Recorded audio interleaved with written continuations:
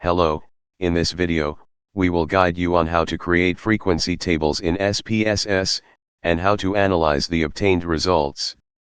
In fact, frequency tables are constructed in very similar ways for all four types of measurements, including nominal, dichotomous, ordinal, and approximately normal or scale variables.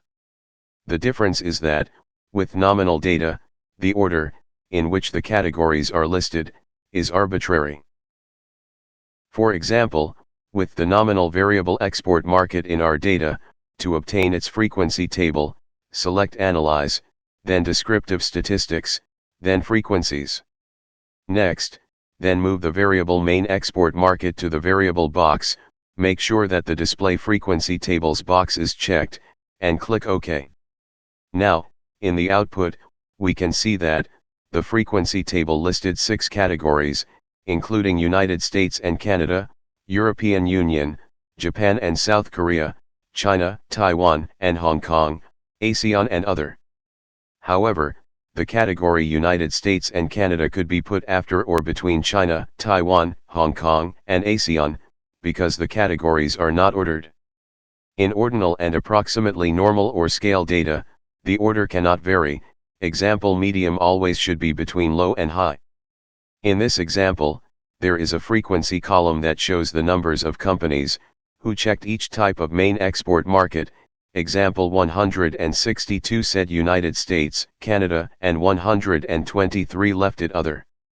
Notice that there is a total 613 companies for the 6 responses considered valid, and a total 0 for the type of responses considered to be missing.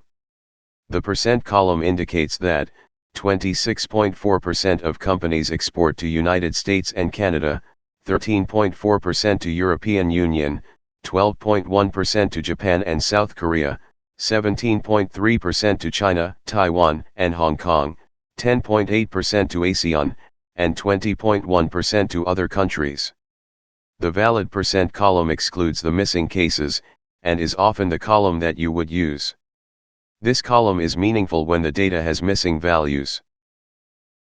Given the following example with missing values, when we recreate the frequency table of the nominal variable export market, the percent column indicates that 26.1% of companies export to United States and Canada, 13.4% to European Union, etc.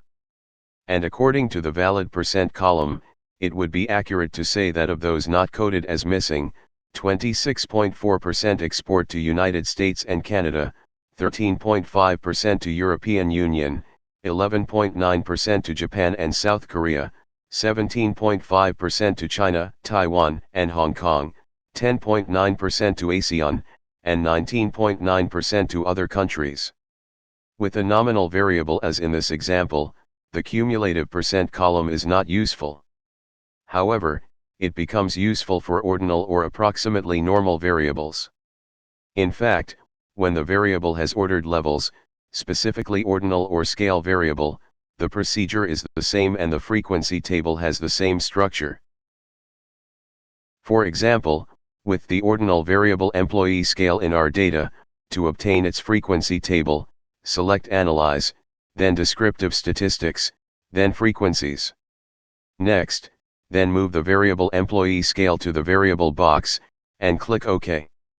From the output, we can say 40.9% of the companies had grades that were 50 to 99 persons or less, and that 81.7% had 100 to 299 persons or less.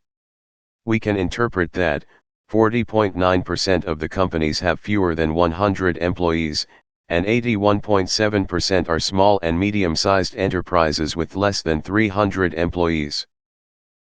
For dichotomous variables, the procedure is the same with the one of nominal variables, and the frequency table has the same structure.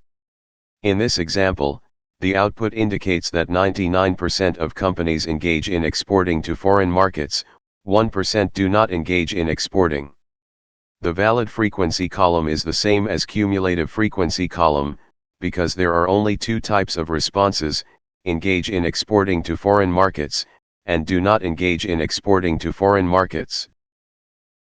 For approximately normal or scale variables, frequency tables are not useful, although we can still create them using the same procedure. For example, with the scale variable number of employees in our data, to obtain its frequency table, select Analyze, then Descriptive Statistics, then Frequencies. Next, move the variable number of employees to the variable box, and click OK. The result here tells us how many companies there are at a specific number of employees. But these numbers are not necessarily useful for the analysis. So, frequency tables are often used for nominal, ordinal, and dichotomous variables. We finish here the video. Thanks for watching and subscribing to our channel. Also, don't hesitate to leave your comments, these will inspire us to create more videos. See you soon in the next videos.